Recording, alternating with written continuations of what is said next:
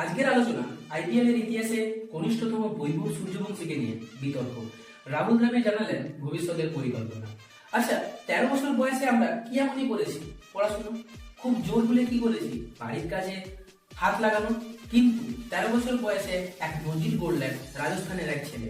IPL এর mega নিলামে Rajasthan Royals 1.10 কোটি টাকায় দলে নেয় বিহারের সমষ্টিপুরের অষ্টম শ্রেণীর ছাত্র বৈভব সূর্যবংশীকে।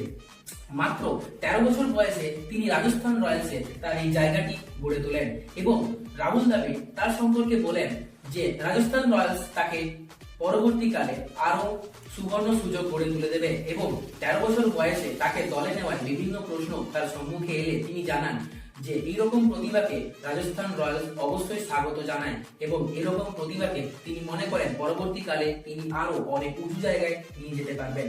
বৈভব সম্প্রতি চেন্নাই ভারত অস্ট্রেলিয়া অনুর্ধে 19 ম্যাচে ইউথ টেস্ট সেঞ্চুরি করে চমক দেখান। মাত্র 62 বলে 104 রানের দুরন্ত ইনিংস খেলে তিনি আলোচনার কেন্দ্রবিন্দুতে চলে আসেন। এর আগে বিহারের হয়ে সৈয়দ মুস্তফা আলী ট্রফিতে টি20 অভিষেক করেন তিনি।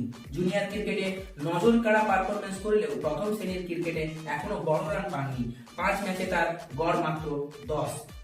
রাহুল দ্রাবিড় আরো জানান নিলামে তাদের লক্ষ্য ছিল শক্তিশালী বোলিং লাইন আপ গড়া। ভারতীয় ব্যাটারদের রিটেন করার পর দলের ভারসাম্য বজায় রাখতে তারা বৈভবের মতো প্রতিভার উপর ভরসা রেখেছেন। আর রাজস্থানের হয়ে বৈভবের প্রথম ম্যাচ কেমন হবে তার প্রদর্শন তা নিয়ে অত্যন্ত উৎসাহ সমস্ত ভারতীয় দর্শকগণ। বাঁকুড়া থেকে রিক আচার্যের রিপোর্ট, সংবাদ 9।